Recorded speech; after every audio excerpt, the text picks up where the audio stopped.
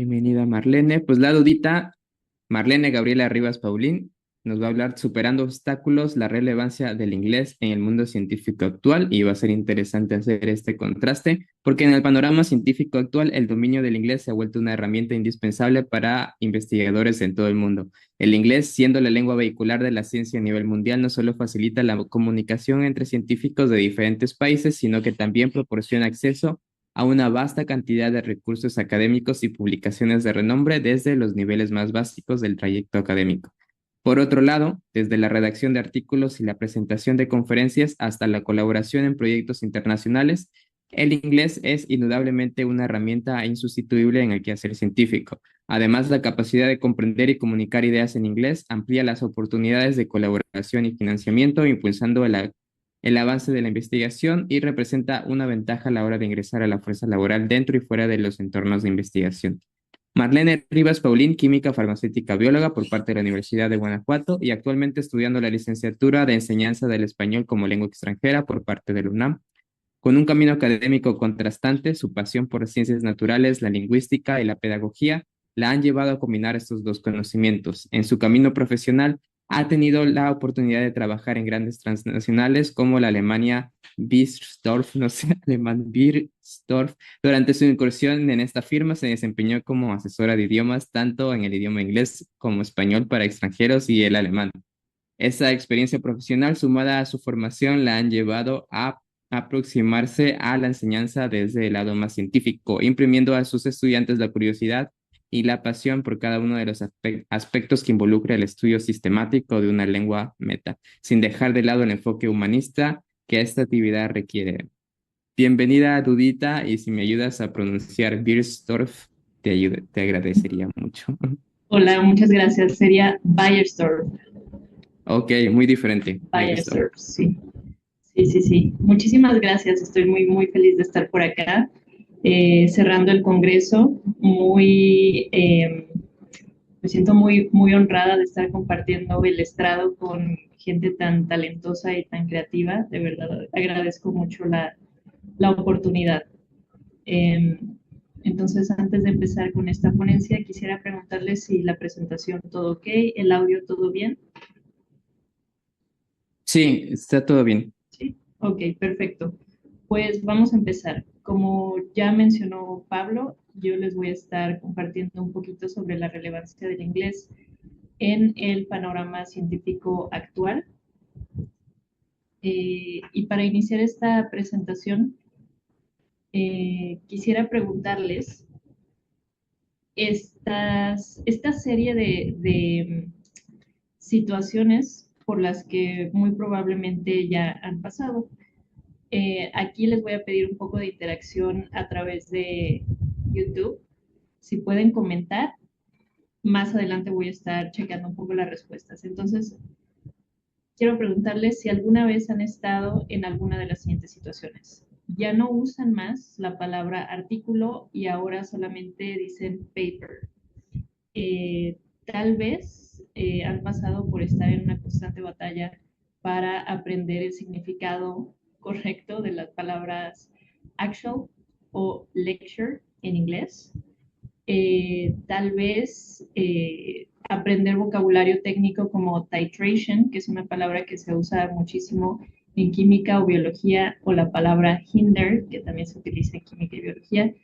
Eh, es esto se ha sentido como si tuvieran que estudiar una carrera paralela, es decir, adquirir todo este vocabulario técnico. Tal vez se han preguntado todo este tiempo en dónde han estado los cursos de redacción, tanto en español como en inglés. Y por último, la situación que les quiero preguntar si han atravesado es si han visto publicaciones en inglés que obtienen más citaciones o que tienen más impacto que el español o que otros idiomas. Entonces, algunas cosas a comentar y podemos retomar esto en la sesión de comentarios y preguntas. Con esto quiero iniciar porque esto funciona un poco como la antesala a, al tema que vamos a platicar hoy, que justo son los obstáculos. todo esto que tiene que ver con aprender vocabulario técnico relacionado con el área científica en la que estén involucrados, el manejo de la gramática del inglés, no solamente para entenderlo, sino también para redactar. Esto está conectado también con la sintaxis, es decir, con la forma en la que armamos oraciones, muy relevante a la hora de escribir artículos, a la hora de hacer revisiones en los artículos o las publicaciones, a la hora de escribir reportes, etcétera, etcétera. Tal vez la pronunciación ha sido otro de los obstáculos, eh, en donde es, creo que es una idea muy extendida que si no tienes una pronunciación que se apegue más a la pronunciación de un hablante nativo, ya sea americano o británico, entonces tu pronunciación está mal. Tal vez se han topado con esto a la hora de estar en congresos o estar en contextos multiculturales en donde el inglés justamente funcione como el idioma vehicular, ¿no? El idioma mediante el cual todos o la mayoría de las personas se están comunicando. Luego, quizás otro de los obstáculos con los que se han topado es con carecer o no saber cómo es su estilo de redacción. Esto no solamente tiene impacto a la hora de estar redactando un artículo o un reporte en inglés, sino también en español, porque otra de las problemáticas que está aquí ligada es que en la formación en una carrera científica, en la mayoría de los casos se deja de lado la inclusión de materias humanistas, como literatura, como talleres de redacción, como análisis de textos, etcétera, etcétera. Entonces, esto que venimos acarreando desde el español se transpola después a nuestro ejercicio de científico en inglés. Entonces, bueno, tal vez se han topado con tener problemas a la hora de definir su estilo de redacción o conocer cómo es el estilo de redacción en una publicación en inglés.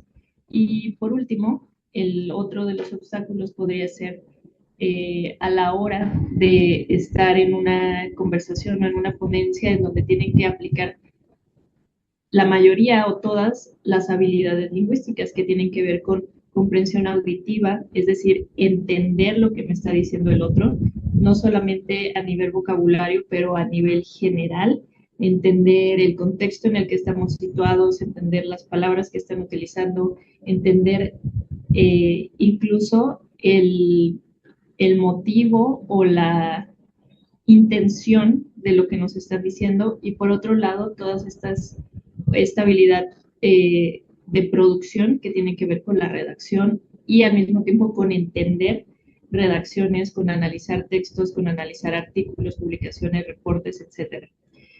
Entonces, bueno, muy probablemente se han topado con esto porque, como lo comentaba hace unos minutos, aparte de estar enfrentándose a todo el conocimiento eh, de su área de expertise, aparte de todo, tienen que estar revisando esta misma información en inglés y estar produciendo información también en inglés. Entonces es como un quehacer paralelo.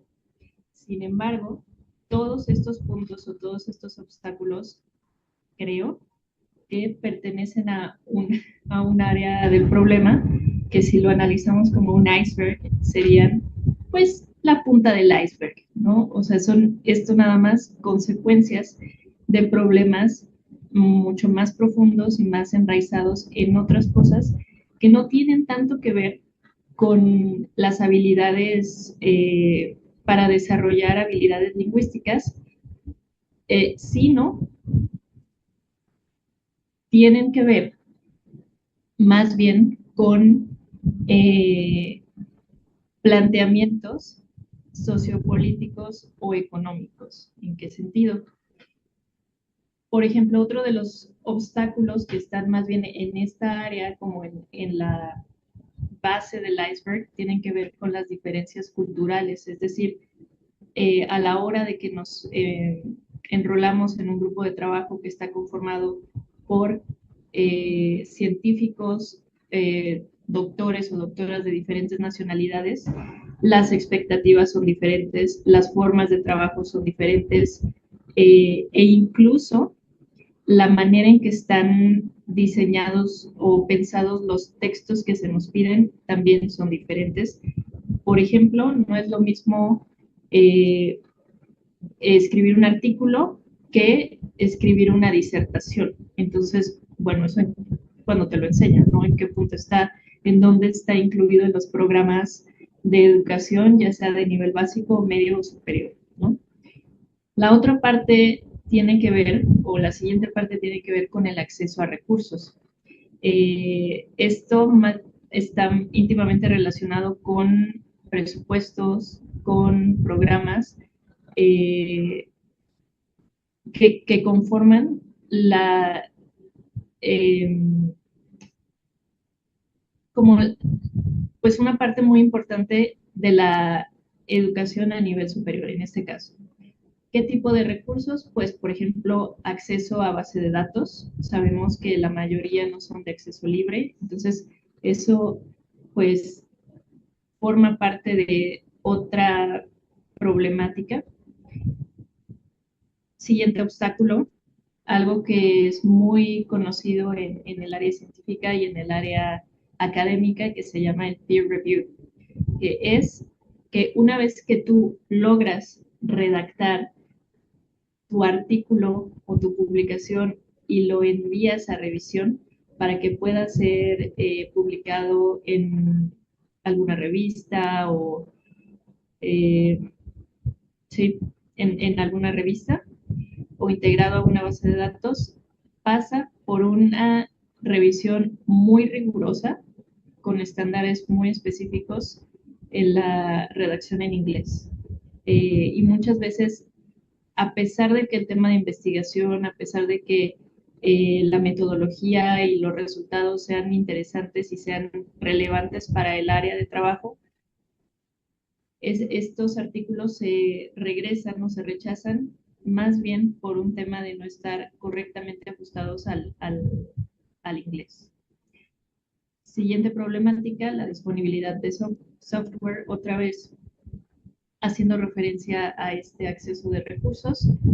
Eh, sabemos que los softwares que se utilizan en las diferentes áreas de ciencia, como química, biología, matemáticas, física, etcétera, son principalmente caros y segundo, en la mayoría de los casos estos están eh, diseñados o creados en otros idiomas que en raras ocasiones son en español, ¿no? O sea, están en inglés, o están en alemán, o están en francés, alguno de estos idiomas que son, sabemos que son potencias. Y bueno, esto también dificulta pues el acceso, ¿no? Y el desarrollo de habilidades más finas, técnicas, que vendrían al usar este tipo de software. Siguiente obstáculo, aquí puse colaboraciones y esto tiene más bien relación con el trabajo en el día a día con estos equipos multidisciplinarios multinacionales que comentaba hace unos momentos y también con esta labor de relaciones públicas o networking que sucede en los congresos presenciales, ¿no? Es decir, cuando uno tiene la oportunidad de ir a un congreso presencial en otro país o incluso en nuestro mismo país y que recibimos gente extranjera, uno de los grandes beneficios de participar en un evento así es poder hacer nuevas relaciones, tener la posibilidad de entablar colaboraciones transnacionales o incluso quizás a nivel más básico crear amistades, pero si tenemos esta barrera del idioma, difícilmente esto va a poder suceder, ¿no? Entonces nos seguimos quedando como en una cajita de resonancia por eso. Y finalmente, este otro obstáculo que tiene que ver con errores de traducción. eh, aunque los traductores y ahora herramientas como ChatGPT están cada vez más, eh, tienen cada vez más una entrega más fina. De todas formas, en temas muy técnicos nos siguen quedando a deber. Entonces, esto pues nos remite otra vez a aprender esa palabra o aprender ese concepto o tratar de aprenderlo en el idioma original, porque en español quizás todavía no tenemos una forma tan precisa de escribirlo. Entonces, bueno, todo esto forma parte de una serie de obstáculos que son mucho más grandes y que tienen que ver con más bien acomodos o decisiones organizativas a nivel educativo e incluso a nivel sociopolítico. ¿Por qué? Pues porque esto tiene que ver con cuántos recursos se destina a la educación de nivel medio y superior y entonces cómo se puede utilizar este recurso para adquirir herramientas que ayuden a los estudiantes, adquirir softwares y eh, incluso dar acceso a otro tipo de recursos como podrían ser cursos de idiomas o talleres de redacción. Entonces, eh, relacionado con todo esto, encontré esta tabla que muestra una recopilación que hizo la página Digital Science a una base de datos de publicaciones. Y en esta recopilación muestra el porcentaje de publicaciones que están incluidas en esa base de datos y que son en inglés, en contraste con el número de publicaciones que existen en otros idiomas. Y vemos claramente la predominancia del idioma inglés en estas publicaciones, en donde se lleva el 82%. Entonces, no hay otro idioma que le compita en número de publicaciones y creo que a pesar de que esto solamente se hizo, esta recopilación solamente se hizo en una base de datos, creo que funciona como un gran ejemplo de lo que sucede en otras bases de datos y de lo que sucede en otro tipo de publicaciones, en donde el inglés sigue siendo el idioma predominante. Vemos por aquí, por ejemplo, que el alemán ocupa solamente un 4%, uno pensaría que quizás podría ser más, el japonés un 2.40% y bueno, el español ya ni siquiera lo, o sea, es, digamos, en términos científicos podríamos decir que esto es incluso despreciable, ¿no? En comparación con el porcentaje que tiene el inglés.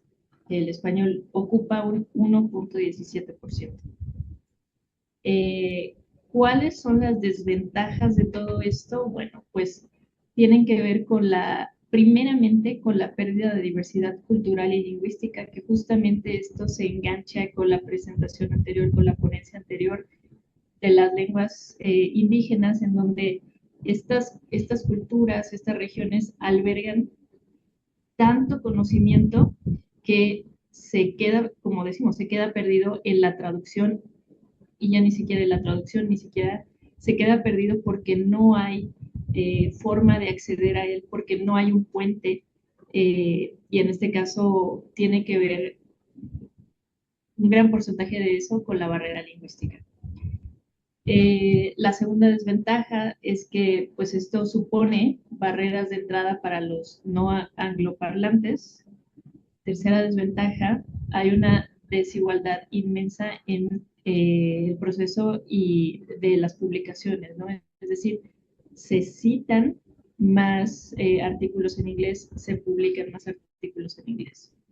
Número 4, obviamente esto es una consecuencia obvia, hay una limitación en la difusión del conocimiento. Y número 5, hay costos adicionales, ¿no? Tanto para acceder a cursos de inglés que traten de solventar estas carencias que hay en la educación, o costos adicionales para traducir cosas, ¿no? Pagar herramientas que traduzcan o pagarle a personas que traduzcan e interpreten artículos o ponencias.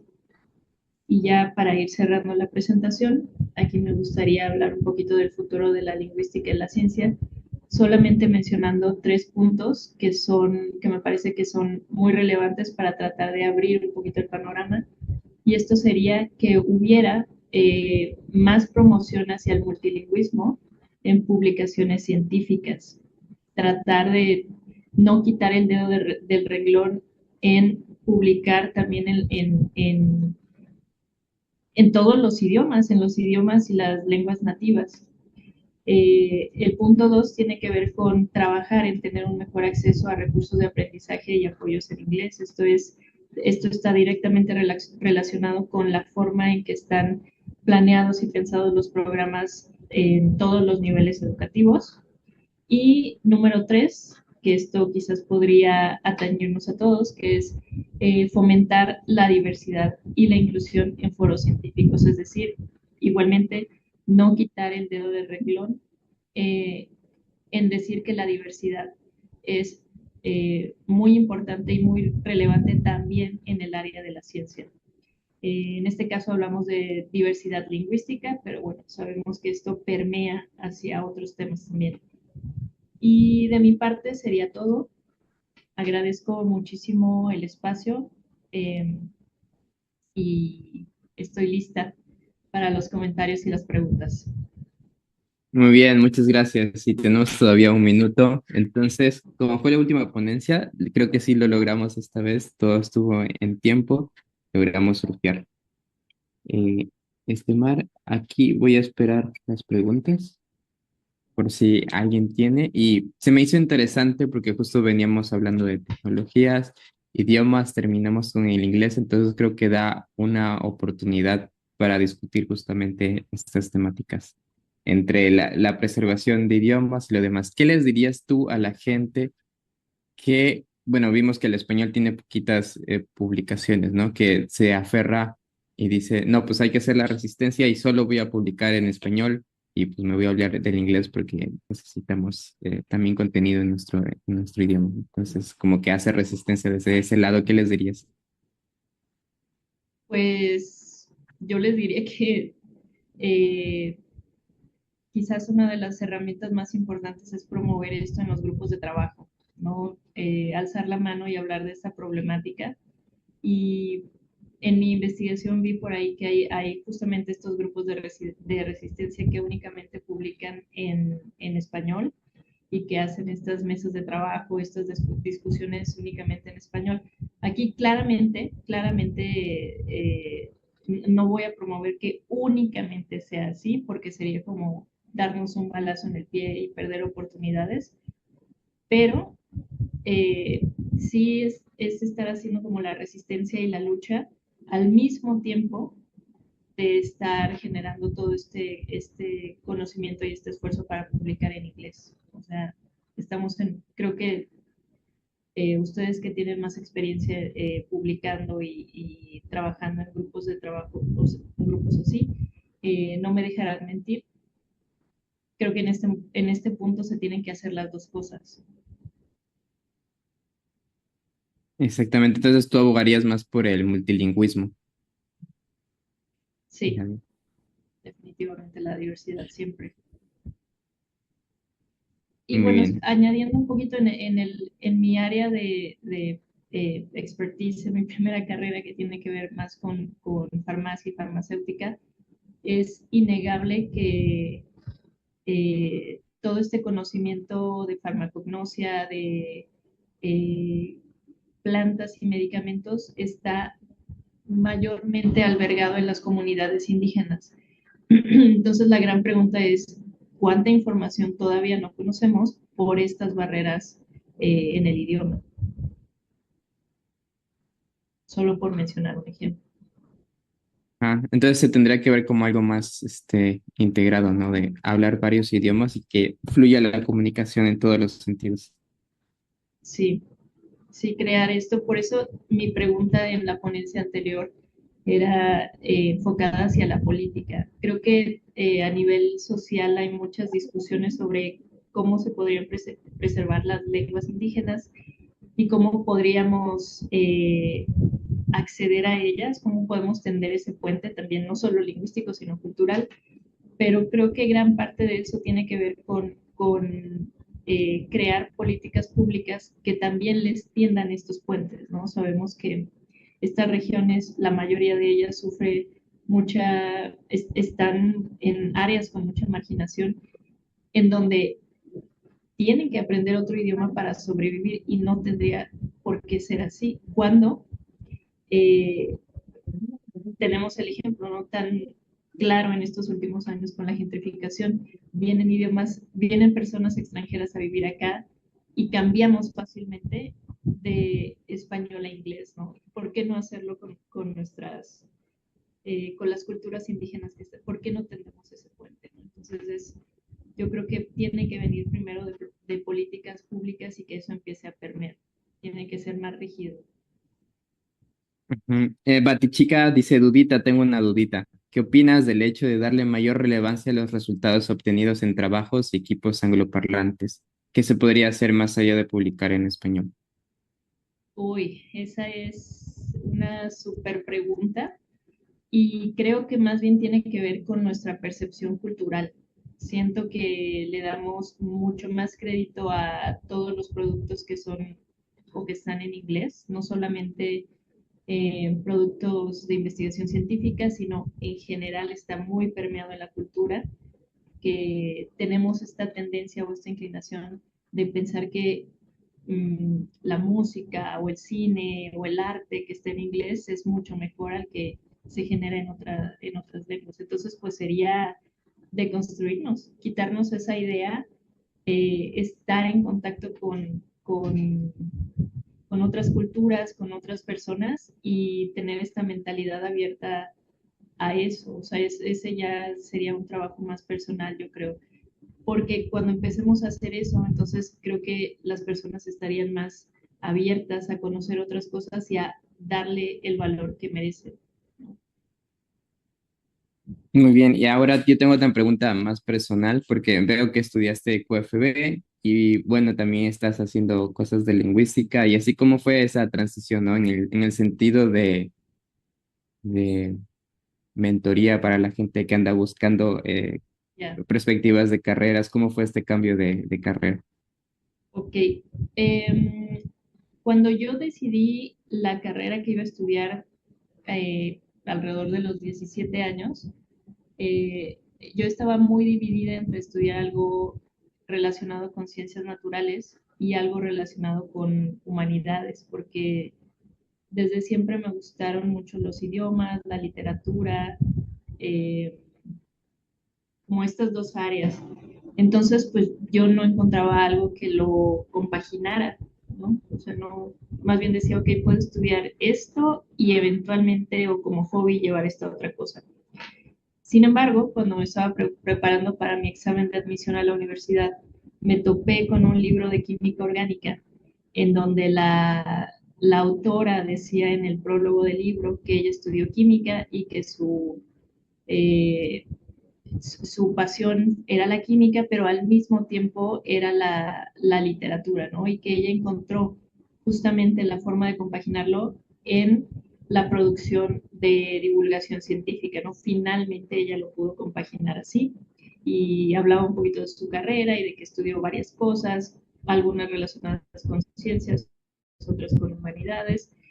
Y para mí eso fue clave para que yo tuviera paz en mi elección y decir, ok, puedo estudiar esto en este momento y más adelante puedo estudiar otra cosa o involucrarme en otra cosa. Entonces, así fue mi decisión y en la universidad en donde yo estudié, que fue la Universidad de Guanajuato, afortunadamente tienen un departamento de idiomas magnífico, que está muy en contacto con la comunidad estudiantil y entonces yo pude ya en los primeros años de la carrera estar en contacto con estas dos áreas que me interesaban mucho.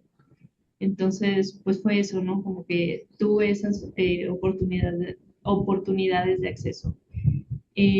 Ahora un consejo para la gente que está tratando de discernir cuál es la mejor opción.